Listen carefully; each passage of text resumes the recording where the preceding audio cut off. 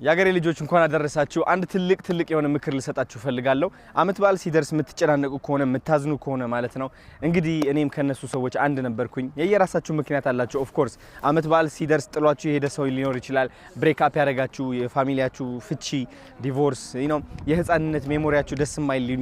ሊሆን ይችላልና የየራሳችን ምክንያት አለን ብዙዎቻችን አመት በዓል ውስጥ ደስታ የማይሰማን ብቸኝነት የሚሰማን ማለት ነው ስፔሻሊ ዲያስፖራዎች ይህ ስሜት እንደሚሰማችሁ በጣም እርግጠኛ ነኝ እና አንድ ምክር በመክራችሁ ይህ ምክር ምንድነው መሰላችሁ ጋይስ አንዳንዴ ማለት ነው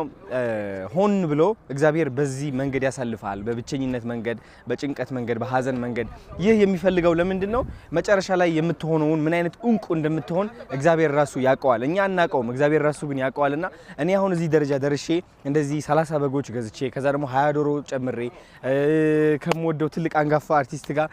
ሱራፌል ተካ ሆነን እንደዚህ አይነት ስጦታ ሳበረክት እኔ አስበዋለሁ ከዚህ በፊት የነበርኩትና አሁን ያለሁበት ሁኔታና እግዚአብሔር የተባረከ ይሁን እግዚአብሔር የተመሰገነ ይሁን እኔ በጣም ደስተኛ ነኝ ዛሬ ደስታ የሚገኘው ደግሞ በመስጠት ውስጥ እንደሆነ ገብቶኛል ማለት ነው ስለዚህ ብቸኝነት እየተሰማችሁ ከሆነ ጭንቀት እየተሰማችሁ ከሆነ መስጠትን ተማሩ ያላችሁን ብር ትንሽ ቀንሳችሁ አካፍሉ